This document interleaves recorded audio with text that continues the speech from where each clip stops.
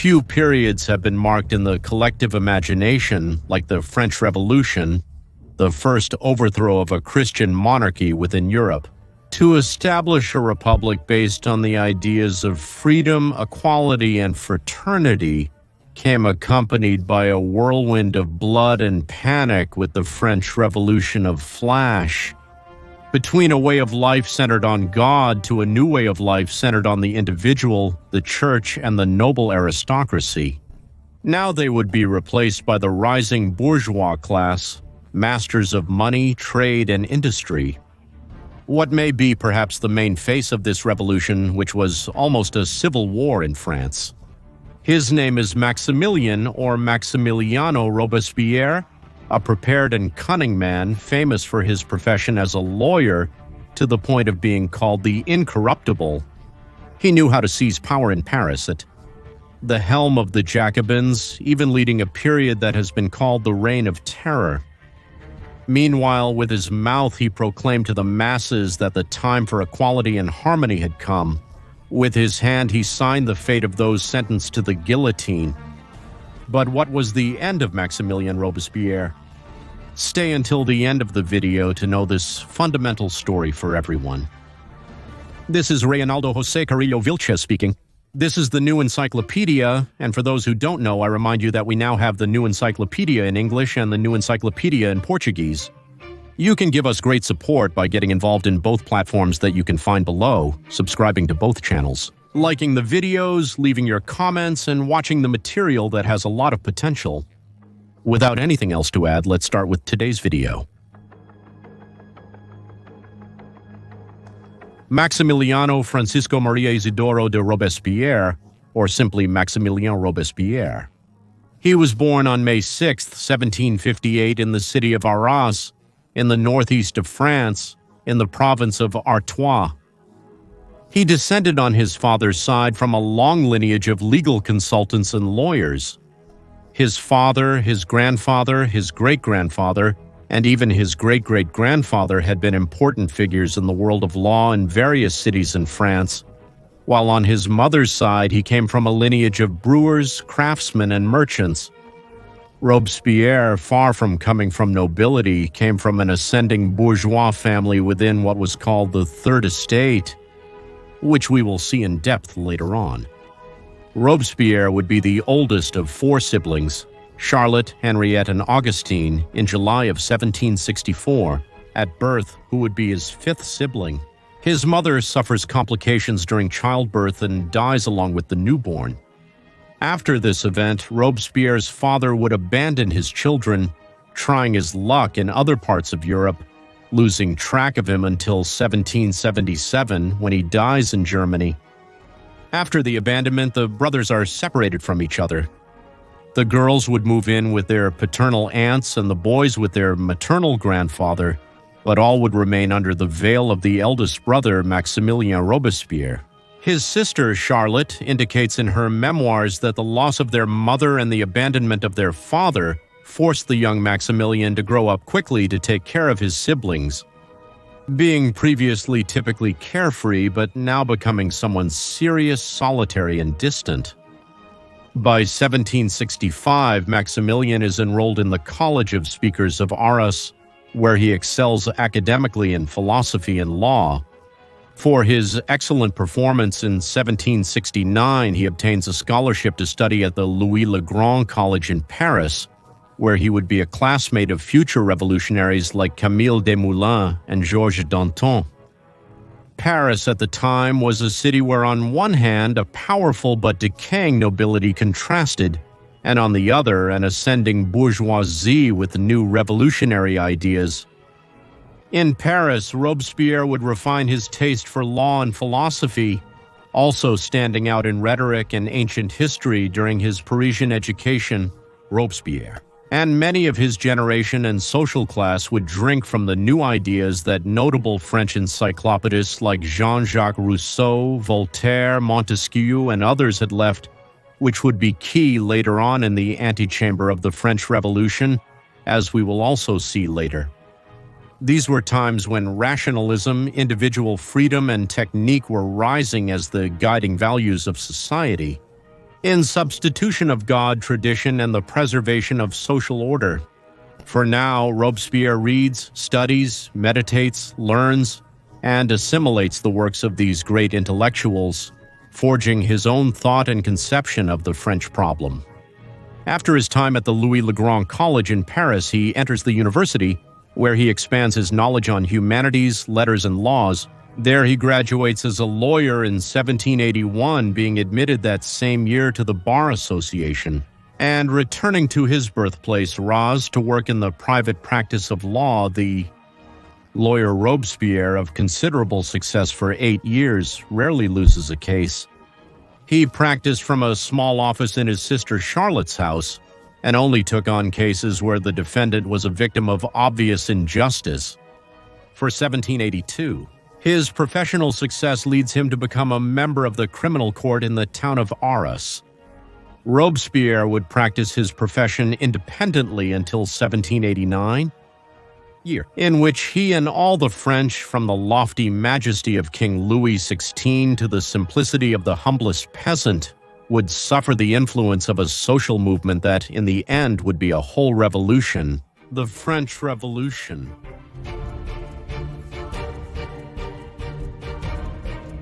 Robespierre lives most of his life in revolutionary France.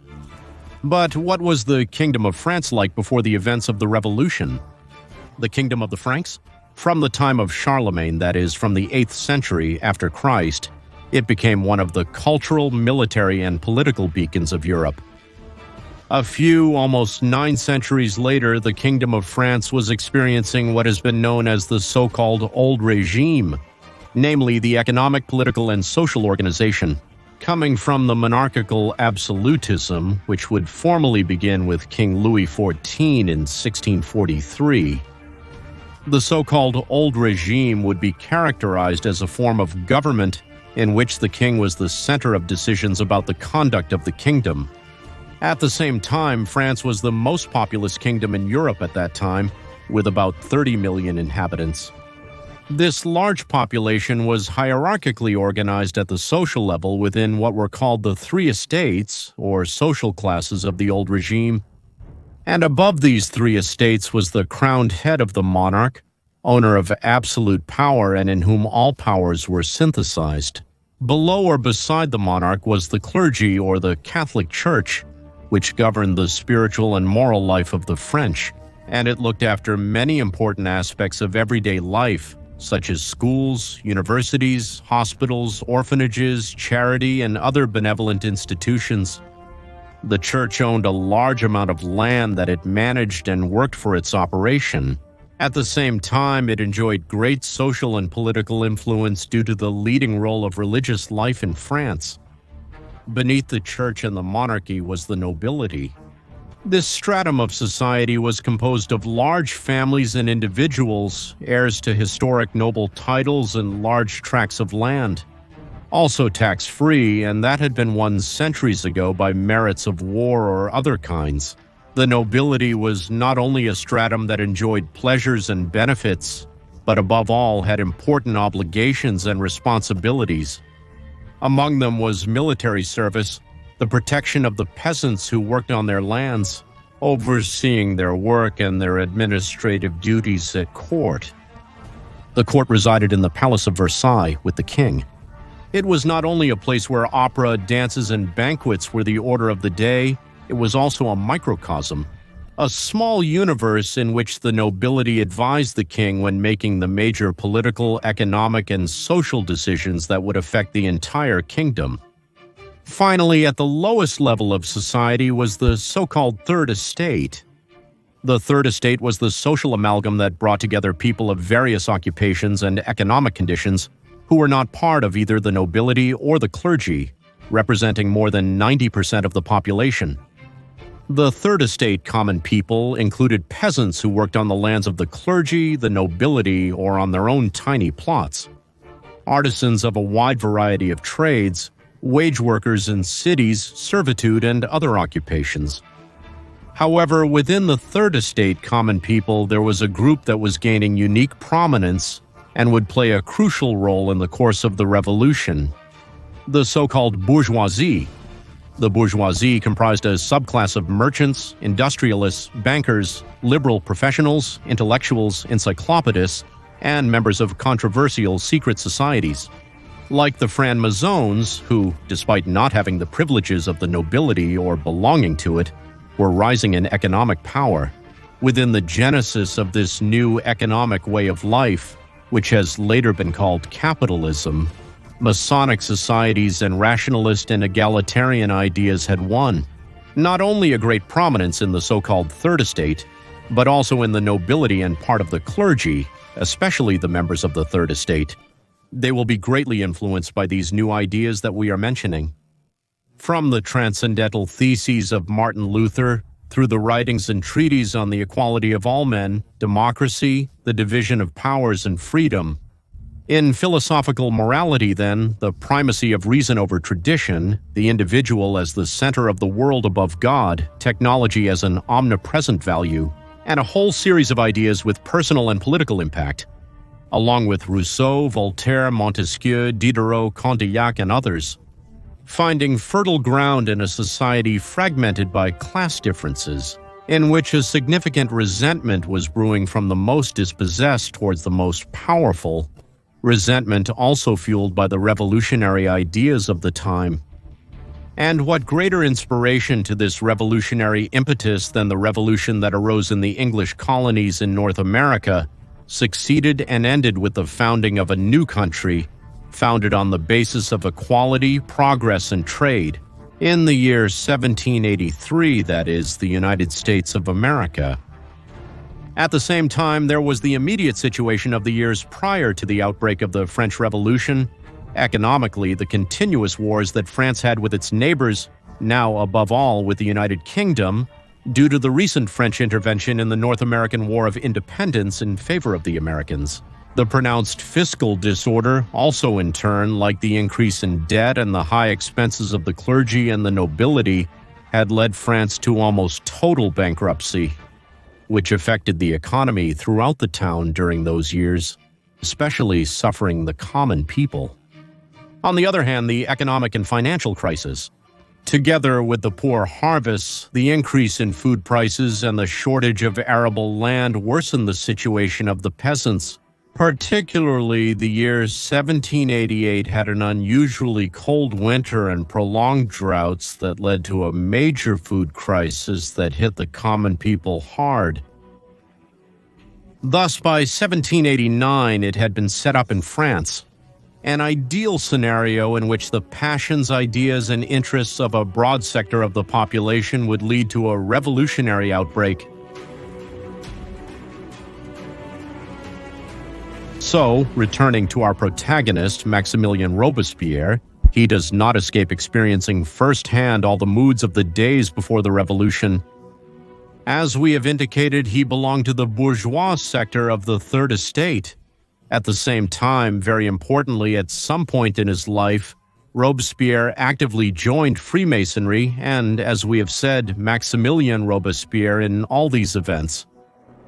These facts, together with his profession and his extensive intellect, would make him stand out among that gigantic mass of people and among the same leaders of France. In this sense, when the spirits were getting tense, Robespierre published at the beginning of 1789 in the region of Arras a writing titled Call to the Artesian Nation. In this writing, he accuses the monarchical government of being the source of the critical situation that was being experienced in France and exhorts to fight its vices. These actions would raise his popularity and make him a good public profile by then. What Robespierre did not know is that his leap to the political scene was closer than he thought. Around the same days, between April and May of 1789, King Louis XVI, pressured by all the discontented sectors demanding major reforms, convened what was called the Assembly of the Estates General, in which each estate of French society would send a certain number of representatives and solutions for the complicated national situation would be discussed. To this end, while the clergy and the nobility had their representatives previously selected, the representatives of the so-called Third Estate or common people were elected in provincial assemblies. In census elections, where only men with certain property and age requirements could vote in these elections to represent the third estate of the provinces, it was not exactly peasants or artisans who came out for this Assembly of Estates General, but rather members of the enlightened bourgeoisie were fundamentally elected who would be the ones to attend on behalf of the common people. This was the case with Maximilien Robespierre, who, due to his growing reputation, was elected as the representative of the province of Artois. So Robespierre and many other bourgeoisie of the Third Estate arrive at the dazzling Palace of Versailles, which would serve as the venue for the first session of the Assembly on May 5th. Of 1789, where very few, or rather no one could imagine the magnitude of the whirlwind that was about to be unleashed. The Assembly of the Estates General thus begins its operations. Each estate of society presented their grievance notebooks, where they expressed the discontent of their representatives. Robespierre had been in charge of making the grievance notebook of his own province. However, problems begin shortly after, when the different forms of voting within the assembly start to be defined. The clergy and the nobility, who were numerically a minority, demanded a vote by estate, while the Third Estate advocated for a vote by representative, which already made them the absolute majority. In response to this, the clergy and the nobility oppose and eventually demand the separation of the members of the Third Estate so that they could not maneuver among themselves. However, the representatives of the Third Estate, in response to this, led by figures such as Count Mirabeau and the priest Sieyes, they do not accept the refusal of the clergy and the nobility regarding the vote. And in a totally insurrectional act never seen before, they decide to proclaim a separate assembly called the Constituent Assembly on June 17, 1789, and 3 days later on June 20th. They swear not to dissolve until they have given France a new constitution. This was the point of no return at the start of the French Revolution. For these days, when the Constituent Assembly is proclaimed, the 31-year-old lawyer Robespierre will do nothing different from his Third Estate colleagues, let himself be carried away by the undefined course without clear leadership of the revolution. During the course of the Constituent Assembly, Robespierre will give eloquent and electrifying speeches, always in defense of the unfortunate and dispossessed, which earns him popularity among the lower classes. At the same time, he appears in the Parisian newspapers, where, due to his strong convictions, he is nicknamed the Incorruptible. Returning to the assembly, the days following its installation see a large number of revolts and popular demonstrations in Paris, encouraged, especially by the Masonic and bourgeois societies, who were the ones leading this whole process. So revolts in favor of the assembly members and revolutionaries are unleashed, which gradually become more violent. The first of these being the famous storming of the Bastille fortress on the 14th of July, 1789. By August, the Constituent Assembly is dictating measures that accelerate the revolutionary process, decreeing the end of feudal privileges and clerical tithes. They decree the famous Declaration of the Rights of Man and Citizen. They establish the civil constitution of the clergy and seize the church's lands. And most importantly, they end up proclaiming the Constitution of 1791, which endowed France with a constitutional monarchy. France, for its part, is gradually sinking into chaos. The nobility, with their extended privileges, are fleeing the country or making deals with the revolutionaries, leaving the bourgeoisie as the economically dominant class. In turn, the Church and the Catholic religion begin to be openly persecuted throughout France. On the other hand, within the country, what was known as the Great Fear is unleashed, in which the peasants, fearing reprisals from the nobility, unleash a wave of violence, burning castles, feudal titles, and land ownership documents. In turn, foreign powers such as Austria and Prussia seek to take advantage of the internal chaos and threaten to invade France if the monarchy is not restored. Meanwhile, the assembly was strongly polarized between moderate sectors such as the Girondins and the Feuillants, who called for a more gradual and peaceful approach, and the radical sectors, like the Jacobins and the Cordeliers, who sought to carry out the transformations of the revolution to the wherever necessary.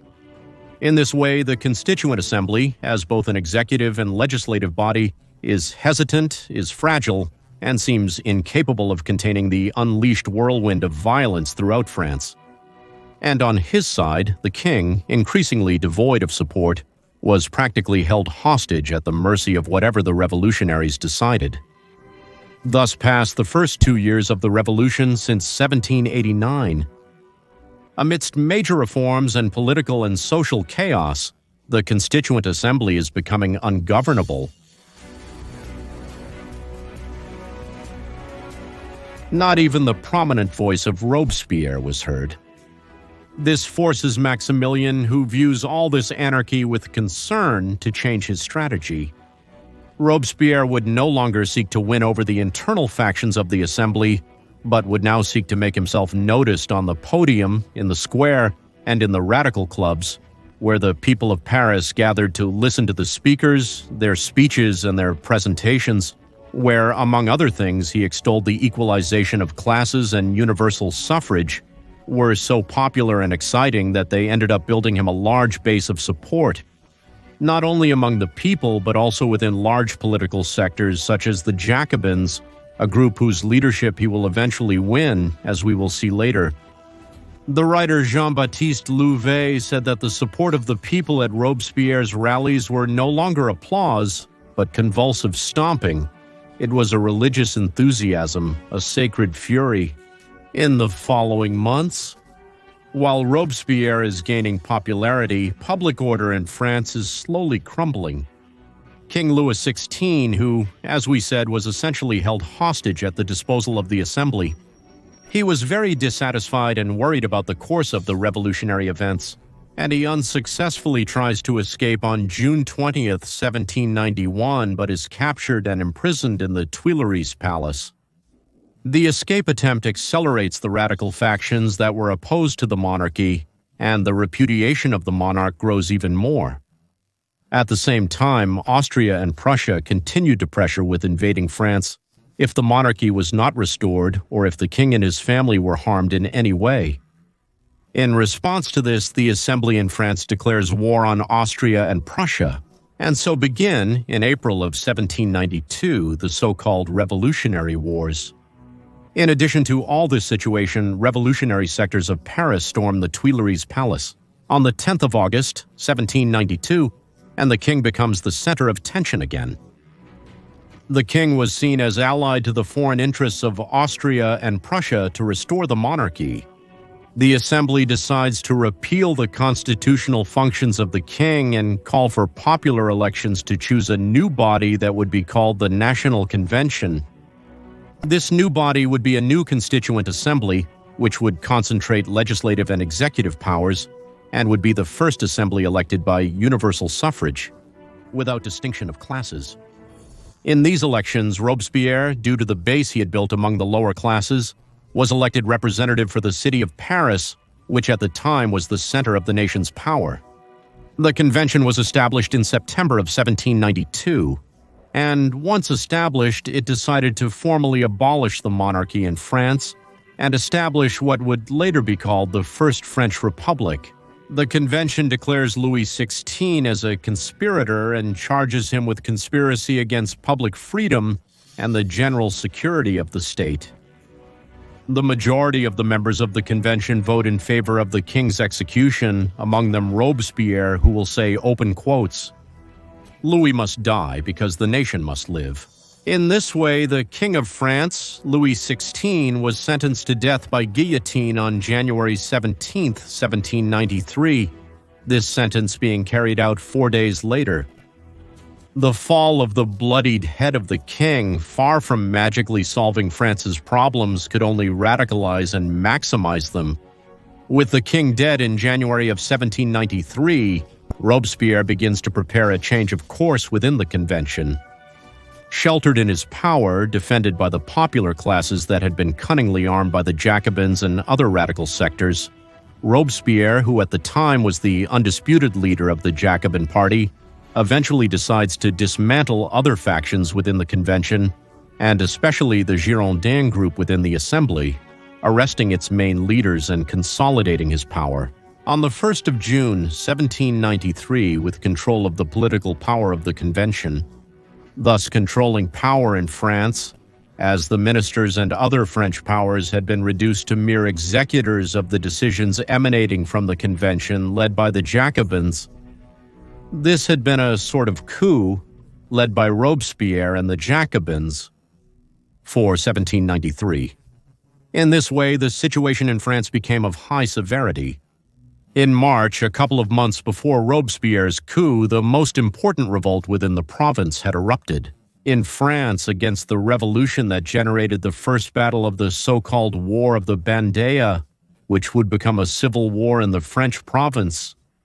Moreover, widespread public disorder is intensifying. There are battles of the French army against attempts at external invasions, and there is war between monarchists and revolutionaries throughout the entire territory. Thus, in April of that year, shortly before Robespierre's coup, the convention decides to create the so-called Committee of Public Safety. With this new body, the convention would maintain legislative functions, but the Committee of Public Safety would be a provisional government with executive and cabinet powers of war, in order to defend the newly established republic from external invaders and internal enemies. In addition, the committee would have oversight powers over the armed forces, the judiciary, and the legislature. But far from restoring public order, the Public Salvation Committee soon begins to grow even more.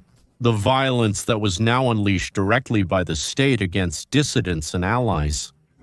It was the start of the revolution's darkest phase, the so-called Reign of Terror.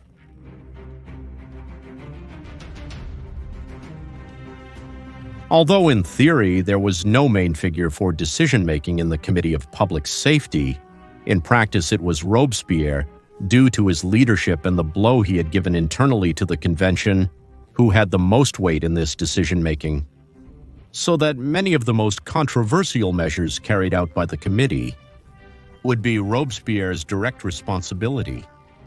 In September, the Committee of Public Safety approved the so-called Law of Suspects, where anyone suspected of counter-revolutionary actions or writings had to be arrested. In turn, in October of the following month, the committee approved a motion indefinitely repealing the Constitution of 1791 and assumed quasi-dictatorial powers, having the green light to legislate, execute, vote, and sanction laws without obstacles, thus overturning the principles of division of powers and democracy that were championed by the revolutionaries.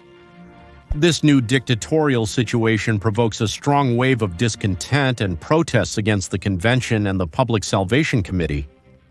The committee, by virtue of the Law of Suspects, reacts against the protests, with the arrest of between 300,000 and 500,000 French people and the guillotine execution of about 15,000 and 17,000 people throughout France. Sometimes it was enough for an individual to be accused even falsely of being against the revolution to be beheaded in the public squares of towns and cities. Among the victims of terror, very few were former nobles of the French aristocracy or military or bourgeois. Most of the victims were simple citizens who had been accused groundlessly or without even any evidence to that effect. Thus began the slaughter in the name of equality and fraternity, led by the committee in charge of Robespierre. Now, from 1793 begins the so-called Reign of Terror.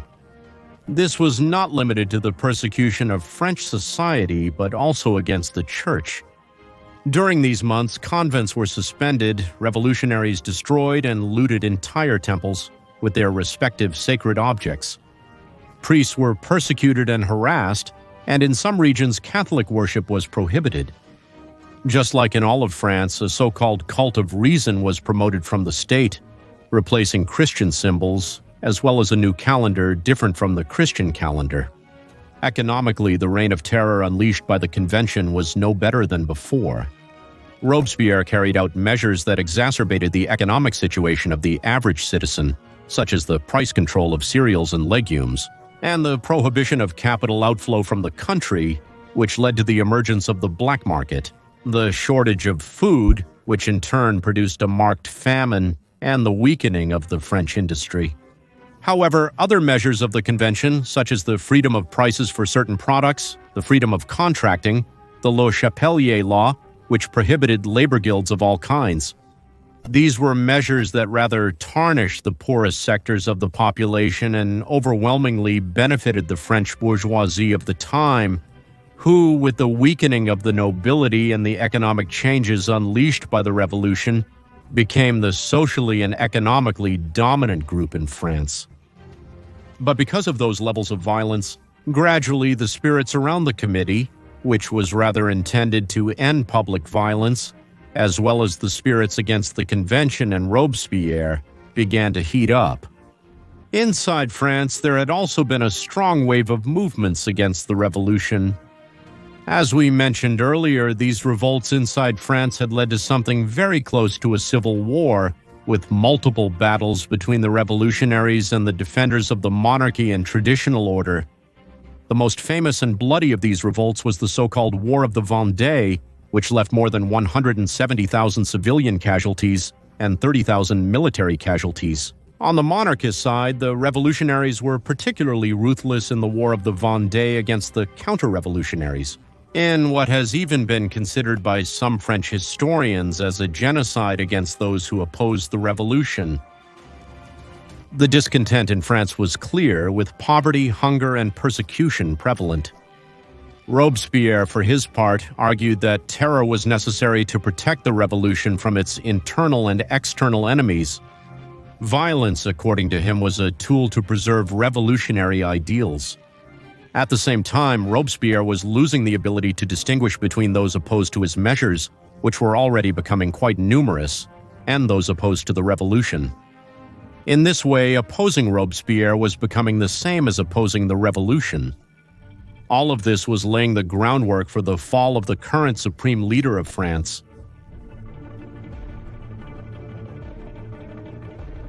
By May of 1794, Robespierre suffers an assassination attempt that, because it was against him, increases the persecution and violence of the terror.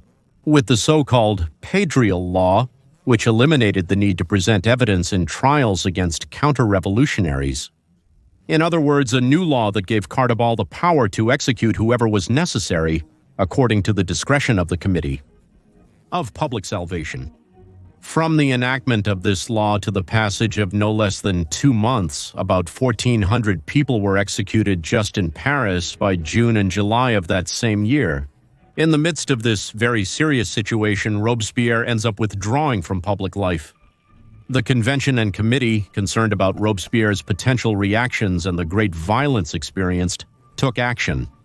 They begin to believe that Robespierre had lost his mind, or at least the ability to govern, and they begin to conspire against him, forming groups to remove him from power. The 26th of July. Robespierre reappears and announces to the convention, without giving names or details, that he has a new list of traitors and conspirators.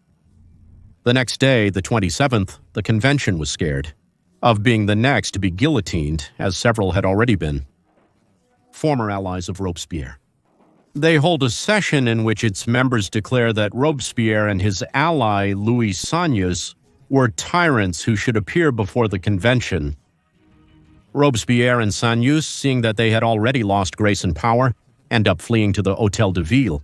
In the early morning of the 28th, however, they are arrested, and for reasons that have not been made clear, Robespierre receives a shot that shatters his jaw but does not mortally wound him. The following morning, a brief trial is held in which Robespierre and several of his allies are sentenced to death by guillotine. In the afternoon, the accused are transferred to the Place de la Concorde, which during the Revolution was the scene of the bloodiest executions, many ordered by Robespierre himself. When it's Robespierre's turn at the guillotine, the executioner rips off the bandage where his broken jaw rested, and Robespierre lets out an agonizing scream that could only be silenced by the blade of the guillotine. The same blade that, when falling, cuts off the head of one of the most heated, controversial, and contentious men of the French Revolution on the 28th of July, 1794.